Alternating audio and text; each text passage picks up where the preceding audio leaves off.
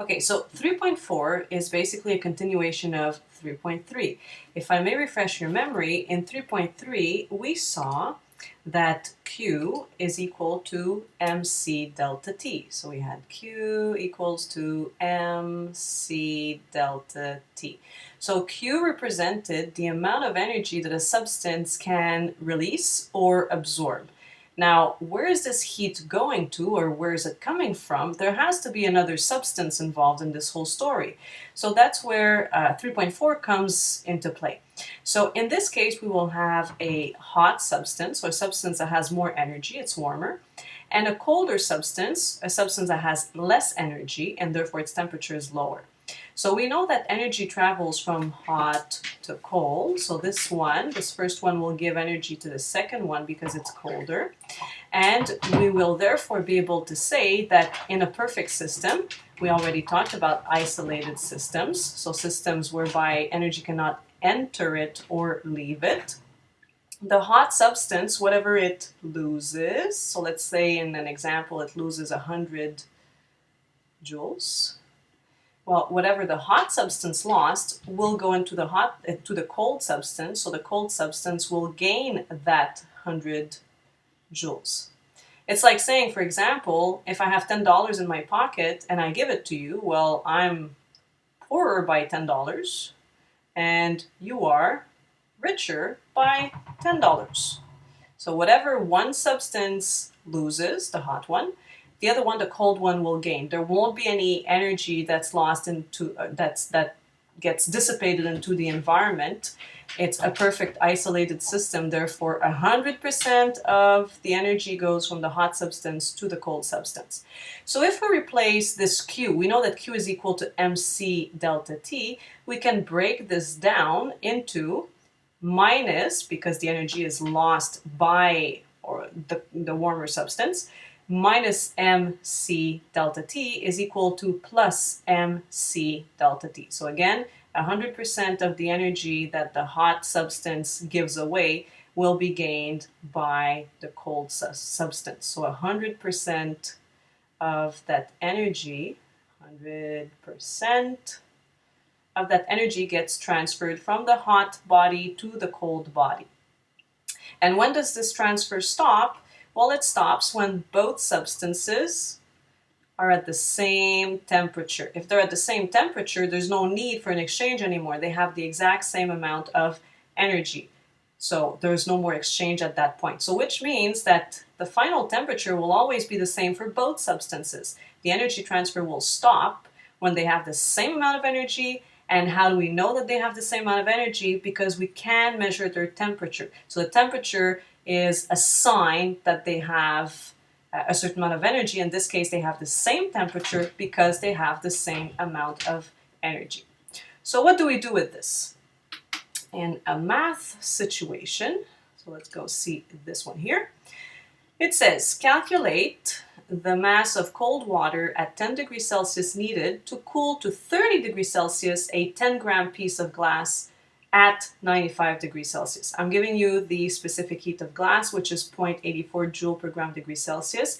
If you remember, the specific heat of water is 4.19 joules per gram degree Celsius. I said you had to know this. So let's read it again and let's break down the information, or let's write down the information that we have.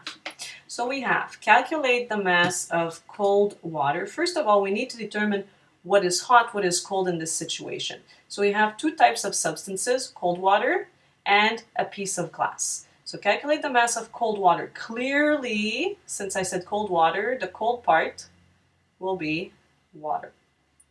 The hot part will be the glass. Okay.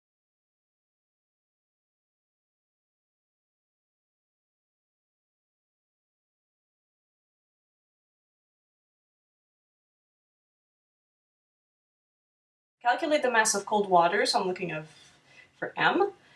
At 10 degrees Celsius, so I start at 10 degrees Celsius, my water is at 10, needed to cool at 30 degrees Celsius, to cool to the 30 degrees Celsius. So that means if it's cooling to this temperature, that should be my final temperature.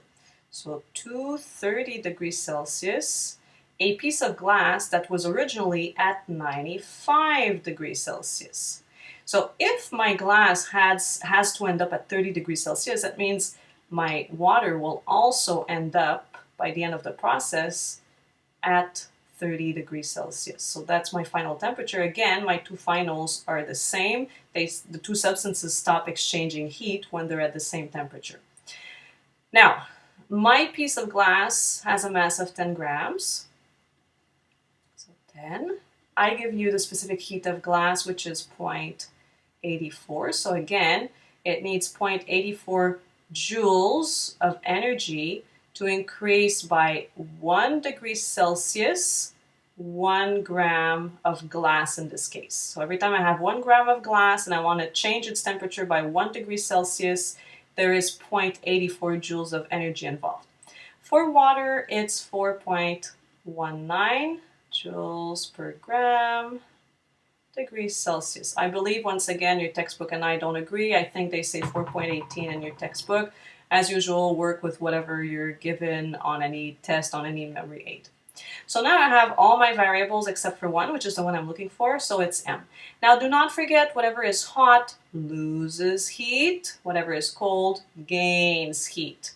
So in your problem, in your equation, you have to take that into consideration. So you're going to say minus 10 grams times 0.84 times final temperature minus initial temperature is equal to, on the cold side we're gaining, we don't know what mass we have, but we know that we have a specific heat for water of 4.19, and we know the temperature goes from final 30 to initial 10.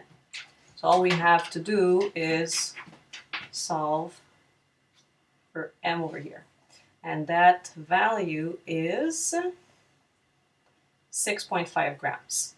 Now, it's important you put the negative here. You may not always realize it, but it will happen in certain cases. If you forget to put the negative, you'll end up with, for example, a mass that may be negative, which of course does not exist. It doesn't make sense. You can't have a negative mass. So it's super important that you put the negative here to make sure you get the correct answer. This is only there to represent the fact that this substance is losing heat and this one is gaining it.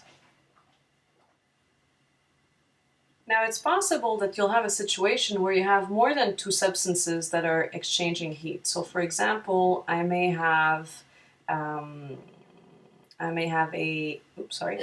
container with a hot liquid in it, let's say at 100 degrees, and in which I will plunge something that's colder and a second object that's colder, whatever they are. So in this case, I have three objects. So object 1, object 2 that are cold. Let's say this one is at 10 degrees, this one is at 20 degrees, and my water is boiling at 100 degrees. They want to know what will be the final temperature of this whole mixture of three items. Well, if you have more than two, it becomes a little bit more complicated. You have to use this funky equation over here.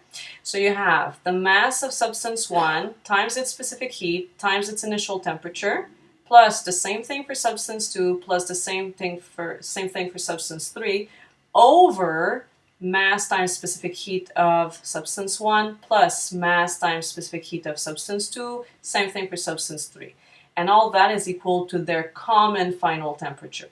Now, if I had a fourth substance, I could have a zillion of them, it doesn't matter, it works the same way. I would just add, let's say, mass 4 times specific heat number 4 times initial temperature number 4, and here I would have to add mass 4 and times specific heat number 4, and again that would be equal to their common final temperature.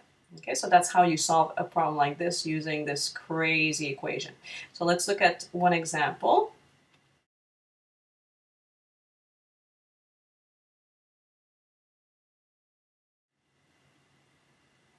Okay, so if we look at this example here, this one will use the equation we just saw in the previous slide, except that it only uses two substances and not three, but it works exactly the same way. This equation, if I may go back to it for a second, also works if you only have two substances, but you're looking for their final temperature. It could become quite complex to solve it the other way, but I'll show you both ways. You'll see what I mean then, and you can use whichever way you prefer at that point. So let me get a pen. Okay, so when removed from a freezer, a 500 gram package of frozen raspberries, so my M1 is 500 grams of frozen raspberries, is at a temperature of -4 degrees Celsius. So T initial is -4 degrees Celsius. It is then thawed in an insulated container filled with 2 kilograms of water. So my mass number 2 is 2,000 grams. 2 kilograms is 2,000 grams. I know it's water, so my C is 4.19 joules per gram degrees Celsius. And the initial temperature is at 40.0 degrees Celsius. Assuming that the raspberries have a specific heat of 3.50, so my C for the raspberries is 3.50 joules per gram degrees Celsius. What is the final temperature of the mixture? So I don't know what my final temperature is in both cases, obviously, because the final should be the same. Now the question is, which one is my hot substance, which one is my cold substance? So I need to look at the initial temperature in this case. I have -4 degrees Celsius, I have 40 degrees Celsius. So if this starts at 40, obviously this is my hot substance, and this one here will be my cold substance. So if I may, sorry about that.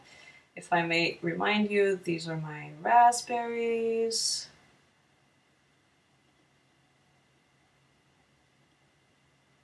And this is my water. Okay, so if this one is the side that loses energy, my negative sign will go on this side. So if I go negative M, which is 2,000, times 4.19 times final minus 40.0 is equal to the cold side, 500 grams times 3.50 times final minus 4.0. Okay, so here I have minus and negative temperature, so obviously this will become a positive. But beyond that, you can see that my final here and my final here, they're on both sides. It becomes complicated to solve.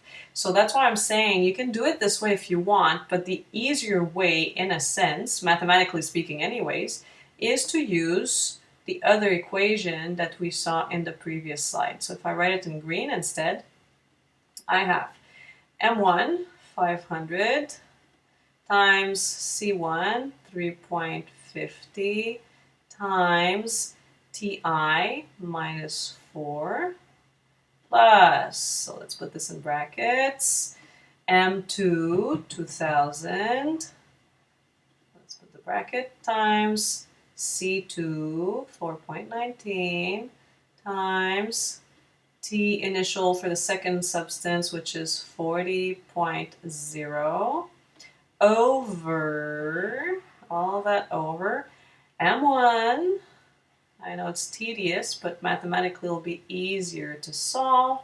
So M1 times C, which is 3.50, plus M2, which is 2,000 grams, times 4.19. And all that is equal to my common final temperature. So there you go. You have it. That's the end of chapter 3. Have fun with the practice.